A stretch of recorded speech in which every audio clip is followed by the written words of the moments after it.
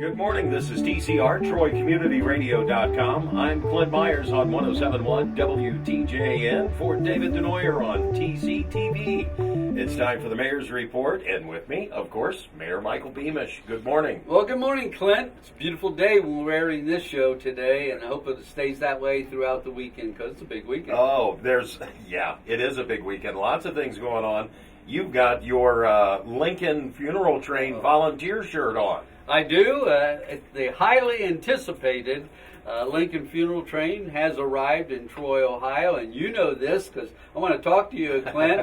I saw when it came in and started the setup of it, which is a very intricate process to get those train cars put together, and I saw a Clint out there actually helping. I bet you it was within 10 minutes I had oil on my arms and hands.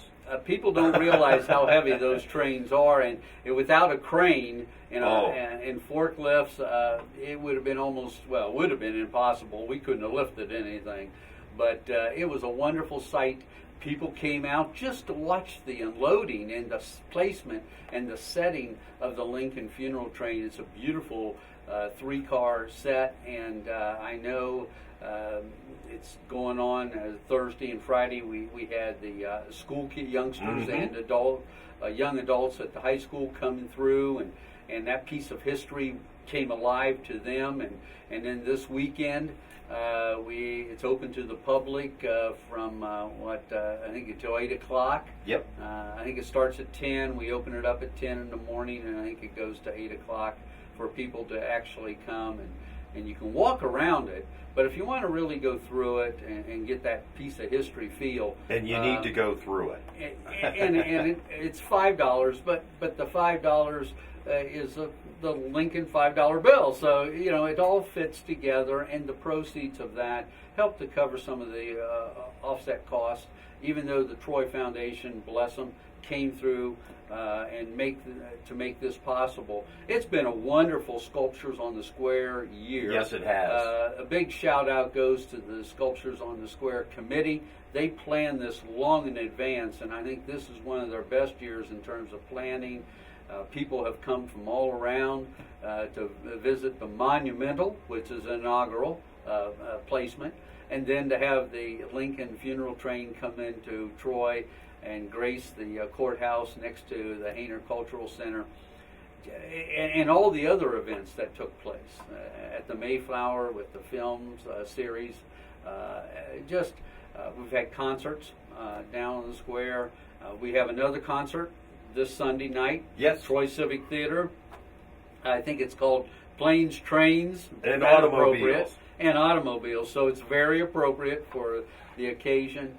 And I hope people will come out and support their local community professional band at a 7 o'clock concert. It'll be kind of culminating the whole weekend, and it's just exciting. But Clint, I agree with you. There was a lot of folks came down just to watch the setup. I've never looked at the courthouse and saw so many faces looking back out of the windows. I mean, just the courthouse in itself was a whole new look for it.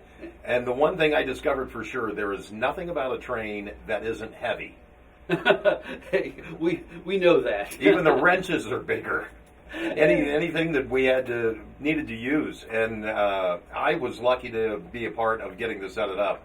I myself am kind of a train fanatic, and to get to play that role in the assembly, and I'll be back on Monday morning to help them tear it down and load it back up on the truck, just so I can say I've done it.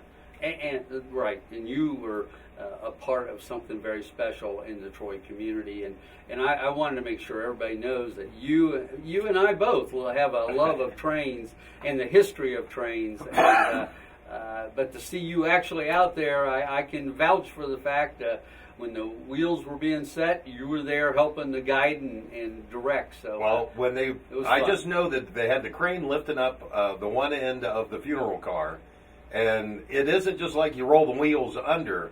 It had to be within. They're like, roll it forward a half an inch. Now we needed to go back a quarter inch, and those don't just roll easy. this crew was very talented, and they've done this a few times. Oh, I can see. Absolutely. From the time it started, you knew they were kind of timing themselves. And they said this was the quickest unload of the engine and tender that they had had. Well, I want to mention also there is the tickets. The $5 to go through the actual funeral car, a Lincoln funeral car, but you can walk around and there's going to be reenactments. There's I think a souvenir store there, Mm-hmm. but you can get a ticket and have a souvenir of the event. Again, it runs through Sunday night at 8 o'clock, and it's just a wonderful opportunity for not only just we in Miami County and Troy, Ohio, but for all around. We've had calls wondering, how long it's going to be here and how can we get there. And so we're anticipating, and along with the school-age children through high school, coming and being a part of this whole event, that it will be one of those other events that I always say, we're a small Midwestern city, but we certainly had those big city activities and taste. It's a once-in-a-lifetime opportunity, especially with the Monumental here now, just the whole anniversary idea of Lincoln. I've got family coming up from Cincinnati, I believe, Saturday or Sunday, that are coming up to see the train. Well, we were at meetings during this past week, and every place you go, they were asking about it, and so I assume those folks and families will be coming up as well. I anticipate it'll be a busy week here in Troy, Ohio, in terms of traffic and coming around by the courthouse to take a view of both the Monumental and the Lincoln funeral train. Yeah, I would expect that we're going to see a lot of people downtown. I think so. All right. Well, things were kind of offset because of the holiday weekend last week, but you've been through council. It was postponed today. It was. We moved it back a day. Normally we meet Monday on Mondays, 1st and 3rd, but with the Labor Day falling on Monday, we moved the council meeting back to Monday or Tuesday, and we had a lot of items to discuss. We had 8 members of council present, so we were able to conduct business, and we had somewhere in the neighborhood of 14 pieces of legislation to act on. So I'll try to go quickly through the highlights. And also mention to people, if they ever want to see, we do a live stream of the council meetings that people can see at other times too. So just check our website and find out when that'll be shown. But probably I'll try to do the highlight film. There's downtown improvements being made all the time, and we got streetscape coming. One of the things is the facade improvements at what we refer to as the 121 building, Public Square building, in the northeast part of the quadrant of our city.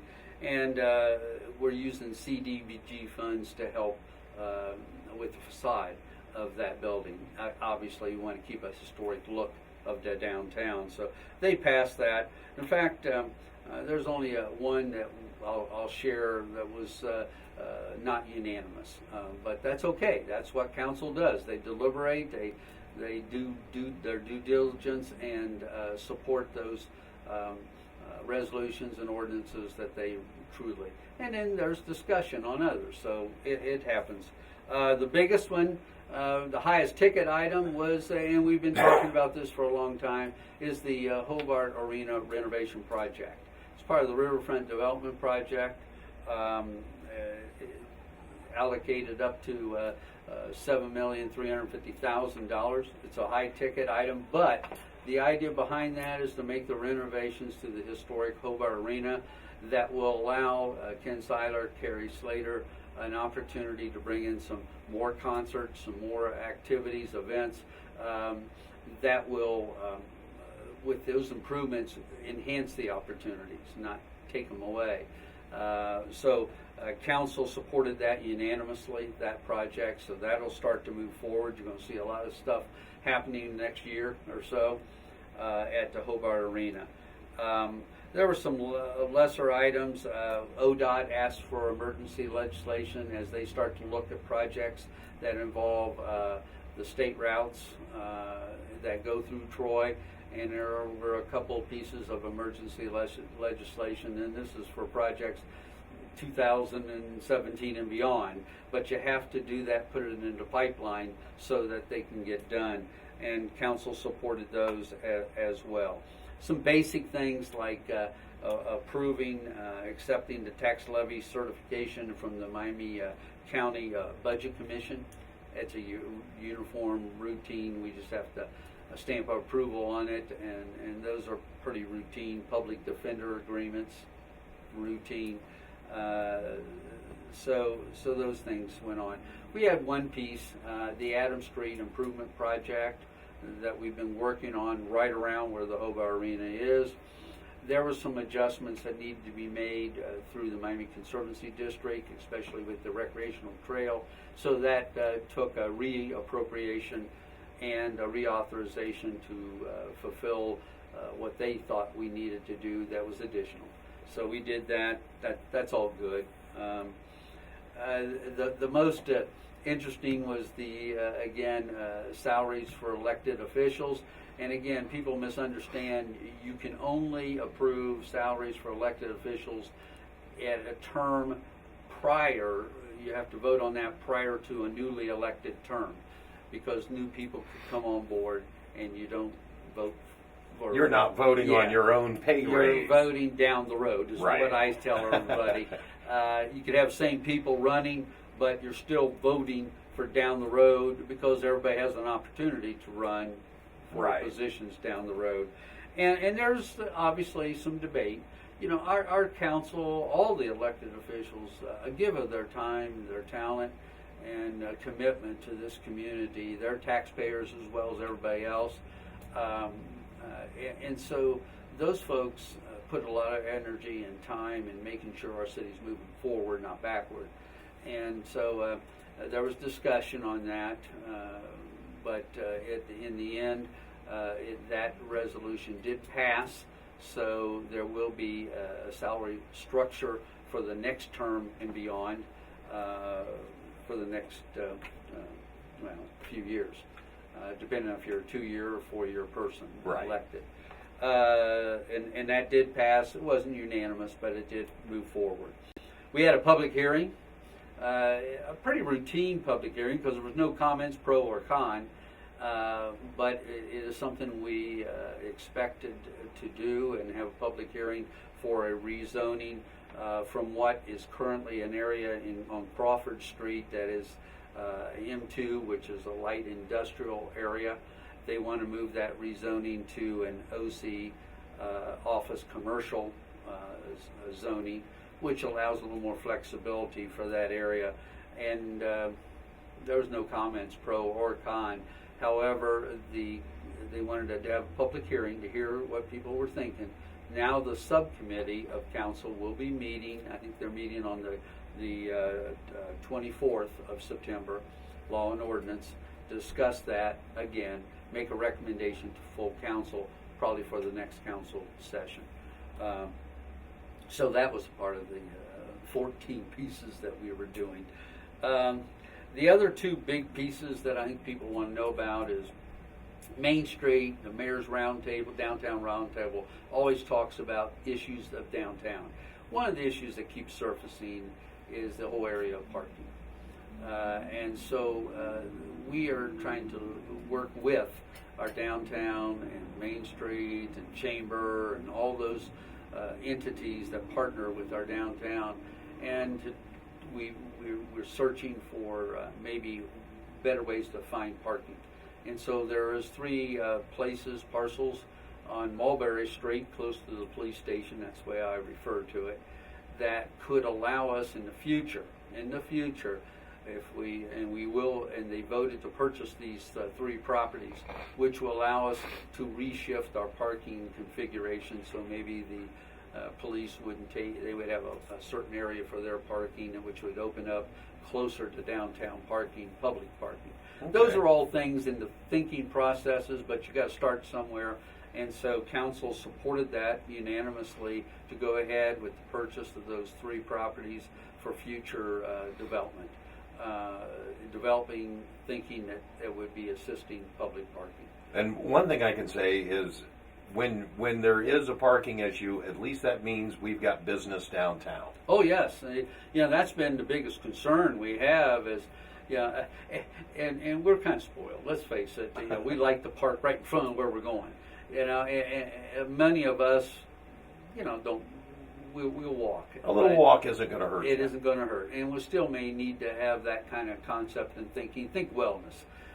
We go to Myers, Walmart, all the big box stores, and we'll walk across the whole building and probably walk farther than we would any place in our downtown sector. Walk further in the store than what it is to get back to your car when they're going out to leave. That's true. That's true.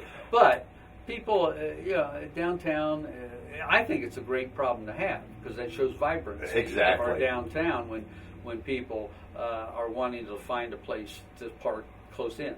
And so we're trying to assist with that and maybe ask our employees in the downtown area maybe to park a little farther outside, walk in to their particular small business and allow open spaces for, vendors, people, consumers to come in and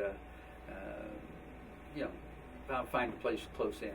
So we're thinking that, but it's a good problem to have, trying to find solutions for parking because of the vibrancy of our downtown, and that's a good thing. You don't hear many towns complain about that. No. And the only other piece of legislation that I think a lot of people have been hearing about is the whole idea of the water tower. We were searching for places that we need to put a water tower that could service an area of town that has a lower water pressure current, and it's the area that could have possible future development. So we need to be thinking down the road, and we were looking at different sites. And one of the sites was the Carriage Crossing Park area. It sits behind. There's an industrial area, but it does sit in front of, or it would sit in a residential area. And a lot of the residents were very concerned because the tower is going to be high, and it has an appearance to it. So, but our staff, our administration, from the word go, was always looking for alternate sites that may not be as intrusive to residential, and that happened to be one property, one of many that we looked at that we happened to own, and so that got a lot of billing. But we were always searching for some place that might take it away and still serve the area that we're trying to target. We were trying to target for a higher water pressure. We were also targeting it for if there was a fire in that area to have the pressure needed to fight a fire. It was also, we were looking for a place because we know there's future development as we try to bring in another workforce, a millennial group into our town. They're going to have places to live, and that looked like an area that could be developed. So we were looking down the road there. So there was 3 reasons for searching. We found a place. That's the good thing. We had a public meeting. A lot of residents came out. We were able to share that we have an alternate site. One of those sites, it would cost us because we don't own it. And so council supported unanimously the purchase of a piece of property out on Stanfield, which will service that area. And Stanfield still puts it close in that area. Yeah, it's $127,000 to purchase the area that we would need to build this tower, but it's a good purchase because it has value and it has future good uses for that area of town. So council unanimously supported that as emergency legislation so we can continue to move forward with that project. Excellent. I think that covers, capsulizes a lot of the meeting, both resolutions and ordinances that were tied in. I think I counted 14 different pieces of legislation that council acted on. An awful lot for the beginning of September. Yeah. Yes. Yes. Now, we're not quite all done with activities here in Troy. Still, many things coming up. We had talked about, of course, Lincoln Funeral Train in town this weekend, and the Lincoln Film Festival wrapped up last night. Hayner's been involved with this. Main Street everyone with sculptures on the square. Visitors Bureau. This. And, even as we speak, on the day of this airing, this evening, the Troy High School has an invitational band concert. So we're going to have a lot of traffic through Troy this weekend. But next weekend, you alluded to this, Clint, it doesn't stop. No. We just go right into September 19th on that Saturday. And, gee whiz, we start with an Alzheimer's walk to end Alzheimer's. Yep. And that's downtown Troy in the morning, and then we have Taste of Troy. Oh, and the farmers market. The farmers market continues and has extended their hours because of Taste of Troy. So we have all those activities. We have the America's Best Community Connections building in the northeast corner that people can walk in and find out why we're selected as one of the 50 quarterfinalists. And hopefully people will stop in, take that survey, share and showcase what Troy's all about as we can continue to move forward. There's potential financial grant money out there, gift money for the city of Troy if we continue to move from semifinalist to finalist, which is what our hope and goal is. But that's going on. The Waco fly-in is taking place this weekend, so you'll see a lot of the Waco aircraft above us flying over to the Taste of Troy. There's the Second Story tours. Yep, Second Story Secrets going on that Saturday night. That's going to be a wonder. This is all just in the next weekend. Yeah, that's all in one day. That's all in one day. So, I'm very proud to say I get a chance to represent Troy because I like the vision. We're always trying to do something for people of all ages so that we accommodate the whole spectrum of living, working, playing, enjoying, and being a part of a community. So, Clint, I again tell Dave, I always say this to you as we close our show, I really appreciate what Dave does and what you do, Clint, what the station is doing to promote our community. And we have a lot to promote. I was just going to say that it keeps us busy. We can tell you that for sure. Thank you. Thank you so much, Mayor. We'll see you over at the Lincoln Funeral Train. I will be there. I'm a volunteer. This has been the Mayor's Report. I'm Clint Myers on 107.1 WTJN for David DeNoyer on TCTV. This is TCR, TroyCommunityRadio.com.